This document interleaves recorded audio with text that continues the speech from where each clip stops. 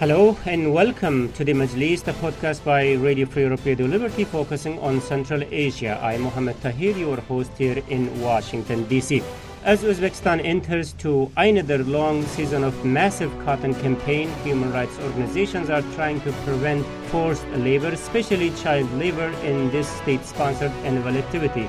To do so this year, among other advocacy campaigns, the NGOs are especially targeting the World Bank, which is one of the financiers of Uzbekistan's agriculture sector. In doing so, a report released by Human Rights Watch this week links the forced child labor to the World Bank's investment in Uzbekistan. The report, which compiled together with Uzbek-German Forum for Human Rights, provides hands-on examples of the abuse of human rights, connected dots, and urges international institutions, mainly the World Bank, to reconsider its approach on Uzbekistan. But the question is what the ideal situation is and how to get there. This is our topic on today's Majlis.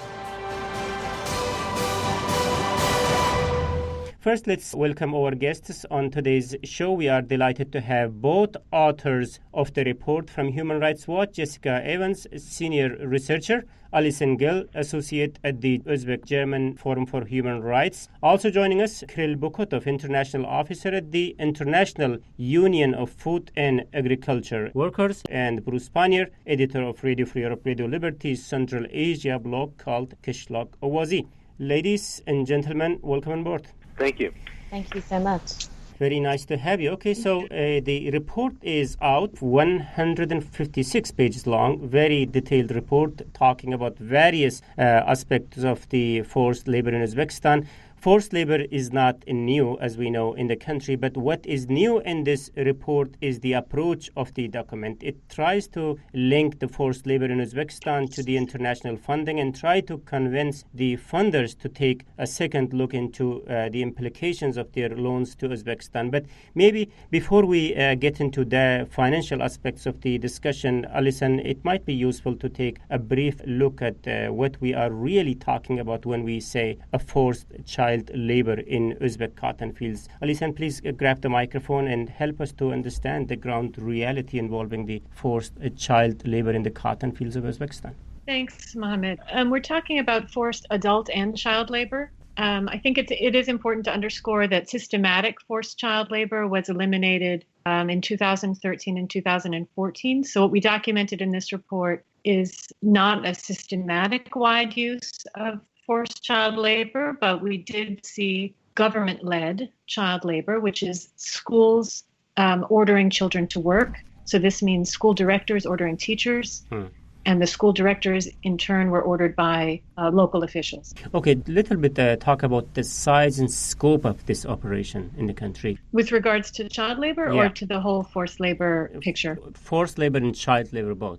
So the forced labor problem in Uzbekistan is a systematic use of adult forced labor. This is public sector workers like teachers, doctors, nurses, employees of private and public enterprises, including small, medium, and large enterprises. This is people receiving welfare benefits, including child benefits. Students, university students of all grades, and college students, which in the U.S. we would know as high school students, particularly the upper year, which is 18-year-olds.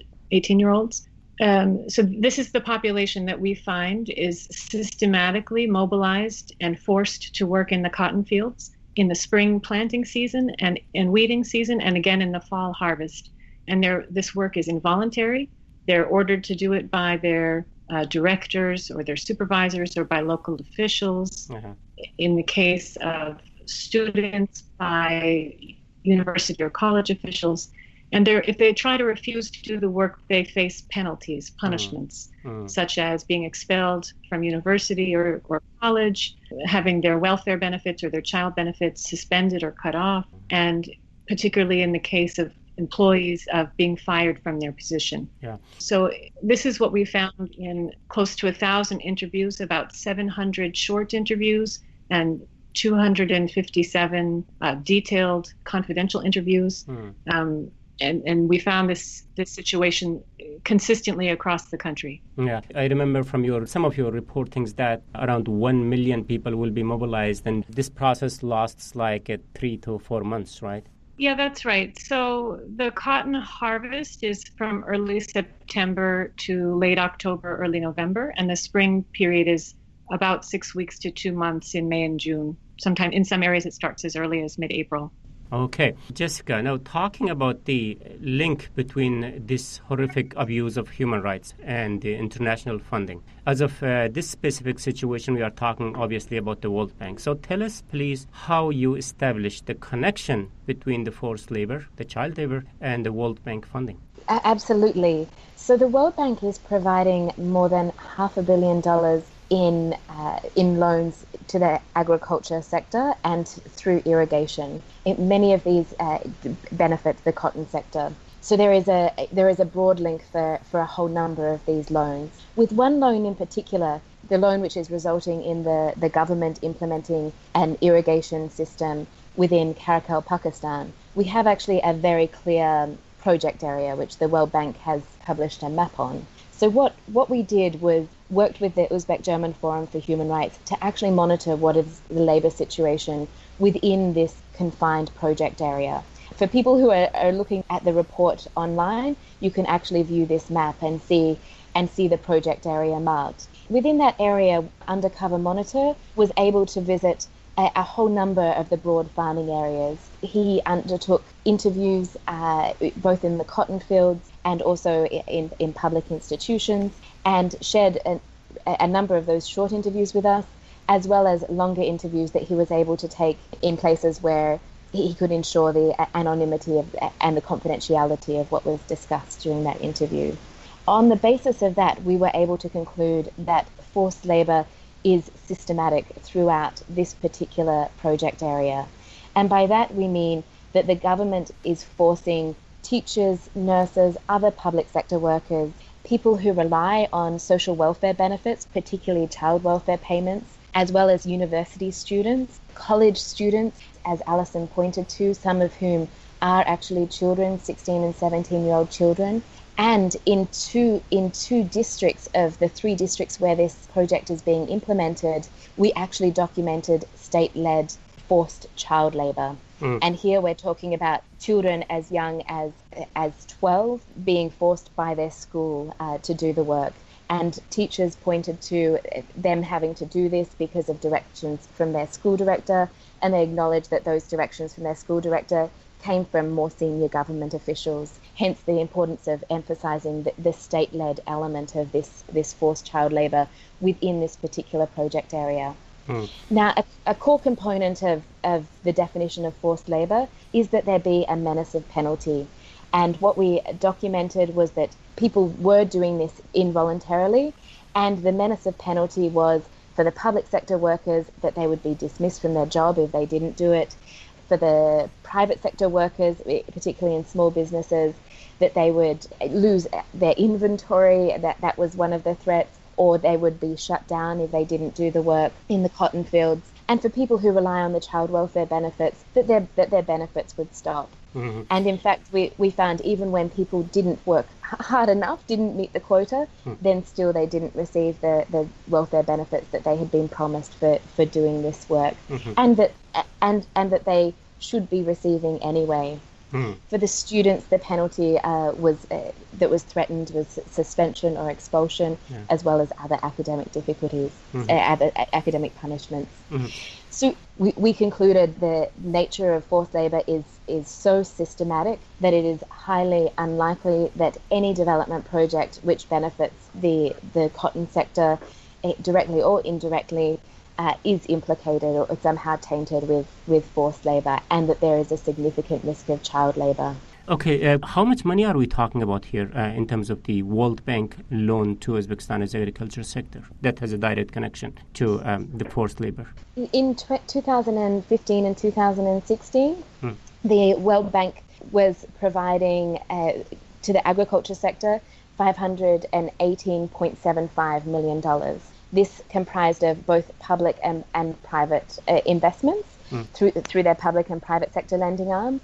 We've already spoken of their public sector lending arm, but also the International Finance Corporation is funding actually a textile producer in the country. That's a $40 million project as well. Interesting. So the other question is the article which is signed between Uzbekistan authorities and the World Bank about the preventing the child labor. But as you said, Alison and Jessica, that despite that, it is happening. Perhaps this question might go to you, Krill, then. You, sitting in Geneva, often come across with authorities from those Central Asian countries, and you confront them with the fact. Despite that article, which prevents forced labor, this is happening. So who is not getting the message, the World Bank or the Uzbek authorities? You're right. We meet with officials from the government of Uzbekistan quite regularly. They are coming to Geneva to report to the two different UN bodies, and we as International Union of the Workers, which is operating around the globe, and we represent the workers in agriculture and food sector. Right. We're closely monitoring what's going on in the ILO, in the International Labour Organization. And we are taking part in all the discussions and debates about how the working conditions and labor conditions can be improved, in particular in the sectors where we represent the workers. And we observed for quite a long time how the government officials from Uzbekistan were coming to these UN bodies and denying completely all. Well, it's on their own obligations to face the reality and to make the government of Uzbekistan to accept that child labor exists in this country. That took a very, very long years of discussions, and they were coming to these UN bodies trying to pretend that there is no problem in this country with child labor use. While it was only, I think, in 2008 when the government finally said, yes, we agree that something needs to be done. And the Convention on Eradication of Worst Forms of Child Labor was ratified in Uzbekistan. And then we started to observe some progress. But still, the language which is used by the government officials and their real intentions are never clear. So when the government is making a decision, or when the authorities are making a decision to ratify one or another convention or to sign one or another document, in our experience, it doesn't automatically mean that the government is seriously taking it into account and is seriously committed to take measures to comply with this document. What really makes the government to act is the pressure from outside. And we know that this was not the result of signing of any document or ratification of any convention that the government started to pay attention to the child labor problem. It was a result of an increasing pressure from the consumers, from the brands, from the retail sector, from many companies and the governments, which demanded Uzbekistan to start acting. So when it comes to signing of a document, I will not give it much hope that placing a signature there will make an impact. It is really what is going on outside of the negotiation room which makes a difference. It appears that it's not making a difference. Bruce, jump in, please. So what's happening today in Uzbekistan in terms of cotton field? Do you see any change taking place for the better because of this pressure or maybe because of the leadership change in the country? Any difference compared to the past year? No, actually not at all. And, the Uzbek service at RFERL has already heard that they were forcing teachers and students and medical workers and other people out into the fields to clear the fields and get them ready for planting, a month or so ago. So I haven't seen any difference whatsoever. They seem to be going ahead business just as it has been for 25 years of Uzbekistan's independence, and even before that in the Soviet days. Really no change whatsoever. The same reports that we've heard for years coming in, nothing new. Jessica, following your report, I think there was a reaction by the World Bank. The spokesperson came out saying that the bank does not condone forced labor in any form and take seriously reports of incidents in the cotton sector of Uzbekistan. And the reports about such incidents are available everywhere, as you indicated, as Alison said, as Bruce mentioned. So when you confront the World Bank with your facts, what do you hear from them? What kind of response you get from them? So far we have heard from the bank that they are taking our concerns seriously, that they will read the report and they will reflect on it. At the same time, they have emphasized what we see as quite minor signs of long-term potential for reform that doesn't actually go toward dismantling the forced labor system. So, for example, the World Bank has pointed to the government announcing that it will reduce the land on which farmers are required to grow cotton. While this may be in some way a positive development, the government instead is requiring farmers increasingly to plant other horticulture crops, which again the World Bank is invested in. And we are beginning to document emerging signs of forced labour within the horticulture sector. During this springtime, the Uzbek German Forum for Human Rights has documented teachers being forced to plant pumpkins, corn, and tomatoes, for example. So as long as we see the forced labour system remain intact, then movement to other crops, unfortunately, we don't see it as a sign of dismantling the system or actually even meaningfully addressing the forced labour problem. We have seen a very real change in the rhetoric from the government, and that's something the World Bank continually points to. What we have asked of the bank is that instead of taking this rhetoric as the measure for progress, to look at what is happening on the ground with respect to the actual labour abuses. And there, as my colleagues have emphasised in this discussion, we have seen no progress at all.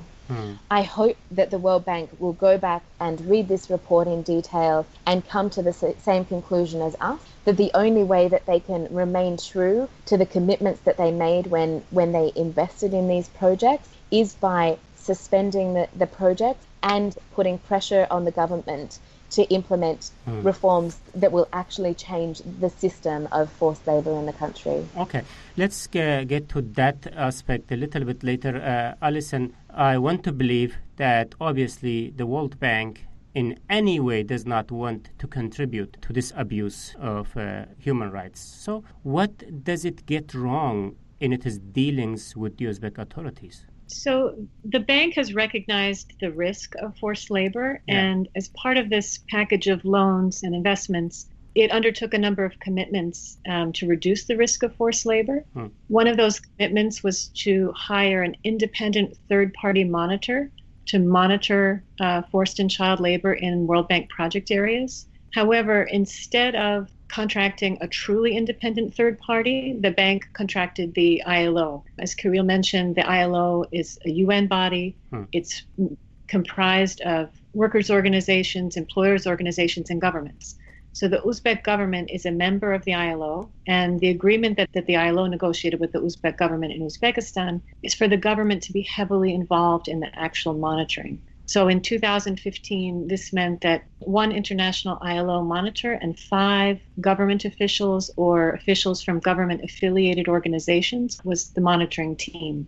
So, in effect, the very entity that is forcing people to work is allowed to monitor itself. People, we know, because of the climate of fear and repression, people are afraid to talk openly, they're afraid to talk to strangers, and they're certainly not going to say that they're forced to work in the presence of government officials. This created a situation in which people were highly unlikely to admit freely that they were being forced to work. So you are basically saying is that the World Bank is providing this loan based on reports that were provided by ILO or it is contracting agency, and that's why it's getting wrong. Yeah, that's right. I think there's a lack of real reporting and real and truly independent information. Moreover, people who are trying to do independent reporting, UGF's monitors, the Uzbek German Forum's monitors, as well as other kinds of activists, journalists, these people are facing severe persecution and repression. So of our monitors, we have 22 monitors. In 2015, 3 of them were working publicly. All the rest were working undercover. And all 3 of the monitors who were working publicly faced severe reprisals. 2 of them were forced to abandon their monitoring work. 1 had to flee the country. Even our monitors who were working undercover sometimes aroused suspicion amongst local authorities and were harassed or persecuted. So in 2016, we had just 1 monitor working publicly, Yelena Orlayeva, and she faced arbitrary detention on multiple occasions, beatings, confiscation of her materials, and as I'm sure you know, she was forcibly committed to a psychiatric institution just the day before she was supposed to present her findings to the ILO and the World Bank in Tashkent. So not only is the ILO monitoring flawed, but the government has really crack down on any attempt to get independent information available about what's happening in the harvest. Mm-hmm. Okay, let's bring Krill on here. Krill, what we are trying to understand here is what does World Bank gets wrong in its dealings with Uzbekistan. We understand from the article that they signed with the Uzbek authorities that they don't like to see forced labor in the cotton sector. But despite that article, it is happening. Then what's that the World Bank doesn't understand when it comes to these challenges in Uzbekistan? From our perspective, it's important to link together several fields of the rights. When we're talking about forced labor or child labor, we shall not forget about the overall and general context. The country is not open. It's not an open society. It's not a country where civil society groups and non-governmental organizations and independent trade unions can freely exist and operate. And that is causing all the rest of the problems. Even in the International Labour Organization philosophy, these things are interlinked. They're called universal rights. The right to work without discrimination, forced labor and child labor forbidden, and freedom of association, which means the right of the people to organize themselves and to change what they think needs to be changed in the workplace. So unless this freedom exists in Uzbekistan, since the civil society is not able to influence the situation from the ground, we will be constantly returning to a situation when some urgent measures needs to be taken. And this is for the World Bank, for the UN institutions, for international community. It is quite important to link these things together. What we know, and the World Bank refers to the ILO monitoring. The ILO monitoring refers to a methodology which accepts that trade union federation in Uzbekistan is free and independent source of information, which is not true. We know that this is a state-controlled organization where the leadership of this organization is nominated by the president or by the government. We know that there are no free elections inside of this structure, and it's not a representative organization. This is the fact which is commonly admitted by all the international experts and all the international organizations. So the ILO monitoring refers sort of independent methodology where they have independent monitors which are partnered by a trade union official who facilitates the work of the monitor and helps with all the logistics. So that eliminates completely every possibility to get the real information. Any monitoring is quite difficult in terms of the nature, because if you do the monitoring or audit or certification, that means some people will be dropped in the field for some period of time. And for this short period of time, it's quite possible to completely change the picture. And once these people are out, everything comes back to usual. It is doubtful that any sort of monitoring or certification can produce real picture. What can produce a real picture is when you have people constantly on spot in these fields who would know what's going on there 24 hours a day because they're working there. Yeah. And we know in Uzbekistan there were few attempts only, but there were recently few attempts to organize in the workers' organizations which are independent from the government. And recently horrible news was brought to the international community that one of the human rights activists who was actually helping the workers to organize, Nuruddin Jumaniyazov, he died in prison because for a few years he helped the workers, the day laborers, to organize in trade union, and then he was arrested in 2014, placed in prison for 8 years, and he died in prison on the 31st of December last year. And his relatives got to know about this only on the 15th of June, half a year after. And we know that he was prosecuted for his independent activities, including his attempt to help with organization of the workers. And his colleague Faridin Tilayev is still in prison. They were arrested together as two people who were involved in organizing of the workers. Yeah. Just to move on, Krill, the last point before we get into the second half of the discussions, Bruce, I'm coming to you. As I understand, ILO's report too indirectly contributing to, let's say, the fall of the World Bank. The reason why ILO misunderstands the situation is the policies of the authorities. So the question is, I am sure Uzbek authorities also doesn't want their citizens to suffer, I believe. That's what I want to believe, as a result of their own policies. So how to understand what they do and why they do it anyway? Well, first of all, of course, the mandatory cotton picking campaign goes back to the Soviet era, so it's something that's already kind of entrenched in the system out there for a while. It's a cheap way of picking a crop that will get you hard currency, when they sell it on the world markets. So, I mean, the profits are enormous because, of course, some people don't get paid anything, and those that do don't get paid very much. So it's hard. It's been hard for them to get the idea in their head that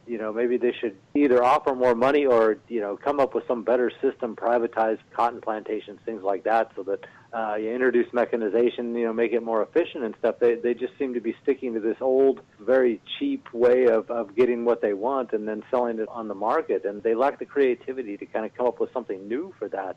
Now, as far as the ILO, nobody gets into Uzbekistan and just gets to travel around freely anymore. So I think they understand too that they're not getting the whole picture, but it's the only picture they can get is being led by officials to a field and then introduced to people who have already been prepared in advance for this visit I watched the videos that Human Rights Watch released, and then the one woman that was saying, it's really easy for us to always make sure that we're picking in a field that's real close to where we live and the conditions are good. And of course, none of that's true. But, like I said, it just comes back to the Uzbek officials. They need money. This is a way to get money easily.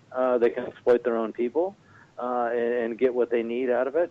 And so, that's pretty much where we're stuck. I would like to see the World Bank, especially considering Uzbekistan's economic position, I would like to see the World Bank take a much harsher position on this, and tell them, make some criteria and say, no, we want greater, freer access to the fields. We're not going to tell you where we want to go exactly. Give us a map of, 100 different places, and we'll decide on that morning which one we want to go to. And we don't want anyone interfering with who we talk to. Okay.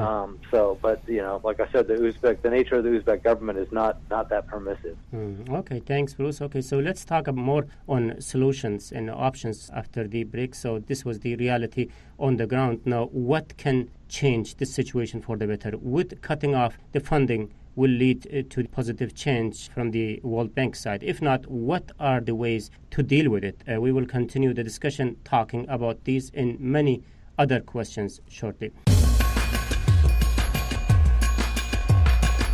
Hey everyone, before we get into the second part of the show, just a quick reminder that if you really like Majlis podcast, there's a real chance that you will also like my other radio show that's called Gandhara Podcast. The show discusses latest developments in Pakistan and Afghanistan from local perspective. And the podcast is published in every second week on Radio Free Europe Radio Liberty's Gandhara website. It's a totally must-follow discussion for foreign policy nerds with interest in the region. First, let me recap the debate that today, in the light of the major report by Human Rights Watch and Uzbek German Forum for Human Rights, we are discussing possible links between forced child labor in Uzbek cotton fields and the World Bank funding, and obviously what to do about it. Joining me in the discussion are two authors of the report: Jessica Evans, senior researcher at the Human Rights Watch; Alison Gill, associate at the Uzbek German Forum for Human Rights. Also joining us is Kirill Buketov, international officer at the International Union of Food and Agriculture Workers, and Bruce Pannier, editor of Radio Free Europe, Radio Liberty's Central Asia blog called Kishlak Owazi. I am Mohammed Tahir, host of the Majlis here in Washington, D.C. Welcome back, ladies and gentlemen. So talking about the solution, Jessica, you might want to jump in here. So do you suggest the World Bank cut off its funding? Will this help? So we're not suggesting that the World Bank should cut off its funding generally to Uzbekistan. The World Bank, we hope, has an important role to play in assisting the government of Uzbekistan to realize the urgent social and economic needs of the people in the country. But with respect to its agriculture projects, which linked to forced and child labor, they're both because of the bank's own commitment to not tolerating these labor abuses, and also because of the need to incentivize the government of Uzbekistan to change its practices. In our view, it is essential that the World Bank suspend these projects. while these projects are suspended, the World Bank should continue to work with the government to implement the necessary measures to dismantle the system of forced labour. The ILO also has an important role to play in supporting the government to dismantle the system and designing recommendations to achieve that. At the same time, the World Bank can continue to invest in other important sectors to support the needs of the people, but without directly or indirectly sponsoring or perpetuating the forced labour system, which continues to affect adults systematically and children sometimes. Mm-hmm. Okay, Alison, what are your suggestions? What World Bank can do to have the positive effect in changing the situation? As Jessica said, really critical to suspend these loans until the forced labor system is dismantled. We know that pressure works in the system. In 2013, the government almost overnight, within the span of one cotton season, stopped systematically mobilizing school children to the harvest. Previous to that, 275 companies had announced a boycott of Uzbek cotton. The European Union had postponed a decision on expanding its trade protocol to textiles with Uzbekistan because of concerns over child labor. And the U.S. government had downgraded Uzbekistan to the lowest ranking in the Trafficking in Persons report, the TIP report. So those three things all happened to place an enormous amount of pressure on the government, and the government took really broad-ranging steps to stop mobilizing school children on a systematic level. And the next year, in 2014, they stopped mobilizing the 16 and 17-year-old high school students. So I would say that pressure works, and that's what we need to see the World Bank do, live up to its own commitment to help Uzbekistan dismantle the forced labor system. Okay. Kirill, do you want to add anything in terms of suggestions? From our perspective, the most important thing is to, in terms of the future of the country and its society, is to start laying the ground for positive change. And we think that the government has to eliminate the obstacles for the workers to organize their own organizations and for human rights organizations to operate freely and to do the independent monitoring. The World Bank can play a role in this because there are a few very practical things the government can make easily. There are a number of human rights activists who were punished and prosecuted for their dare to actually make the situation known to the world, but they were all quite brutally punished, and their names are known. We think that the government has to drop all the charges against these people because they all were charged with false accusations. People like Uktam Pardaev or Dmitry Tikhonov, Yelena Urlaeva, they have to be returned the status of the free citizens, which are able to operate without limitations and what they can do. We're saying that Fakhreddin Tilayev have to be released from the prison because it's clear that he was arrested for his attempt to raise the voice of the workers through helping them to organize in an independent union. There are a few other things which can be done by the government in a very simple way, but they can show that the government is actually committed to real change. Okay. So we believe that World Bank, and not only the World Bank, but other institutions which are dealing with the Uzbek government, have to place more force and demand the drop of the charges and the release of people who were prosecuted for their independent activities trying to change their working conditions in cotton. Okay, let's expand on that, Bruce. Because of the subject of the report by Human Rights Watch and the Uzbek-German Forum for Human Rights, we are talking only about the World Bank's role here. But what are the other organizations active in similar field, in similar fashion, in what role they can play to prevent this child labor or forced labor from happening in the Uzbek cotton field? Well, I mean, any international financial organization that is helping Uzbekistan out with loans, grants, credits, whatever. You know, really, we've had some wonderful suggestions here already from our panel, but anything that has to do with agriculture really needs to be looked at very, very carefully and see how these products are being grown and you know, who's involved in this process, and just make it clear that this money can be suspended until there's satisfactory proof that they've corrected some of these errors, in this case, forced labor. and try to get the government to understand, because let's face it, agriculture is a really big sector for Uzbekistan. So you can get the message across by saying, that you're not willing to invest the money that Uzbekistan really needs, and projects that are going to perpetuate this,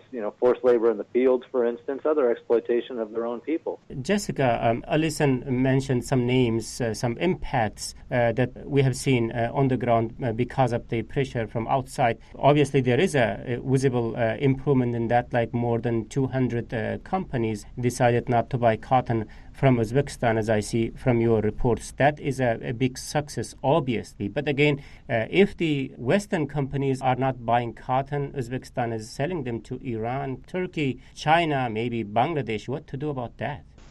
So it's very challenging to trace how raw cotton is processed once it enters those various markets. There are some international efforts to press companies around the world to make transparent and accountable their supply chains, and I think those broad efforts are incredibly important. But within Uzbekistan, the focus needs to be on incentivizing the government to change the forced labor system. One of the root causes of this system, we fear, is that the cotton revenue, the cotton profits, are held in an off-budget fund that is housed within the finance ministry and which is completely opaque.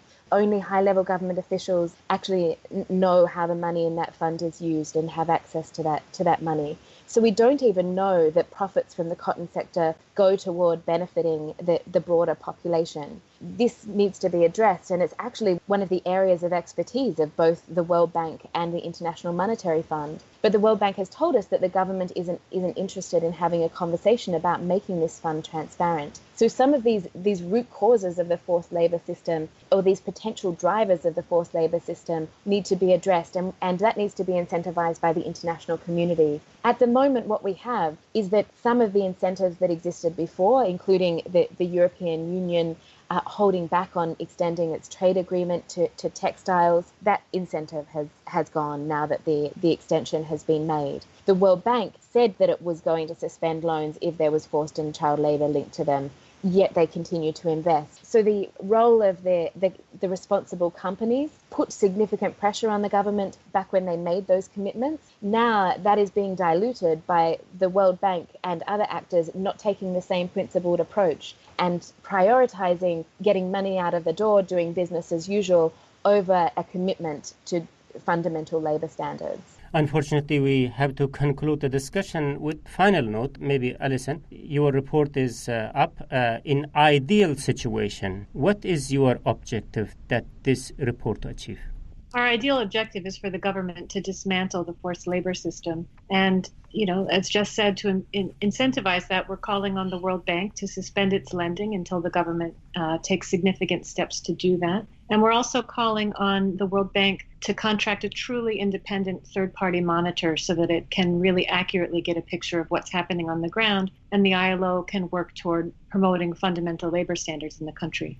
Okay. Thank you. Thank you very much for your insights. Alison Gill, Associate at the Uzbek-German Forum for Human Rights. It's also big thanks to Jessica Evans, Senior Researcher at the Human Rights Watch, and Kirill Bukotov, International Officer at the International Union of Food and Agriculture Workers, and Bruce Pannier, editor of Radio Free Europe, Radio Liberty's Central Asia blog called Kishlak Owazi. Thank you very much for your time, insights, and contributions today on the Majlis. Thank you very much. Thank you. And that's it from me, Mohammed Tahir, host of the Majlis, Radio Free Europe, Radio Liberty's Central Asia podcast. Until next week, bye-bye.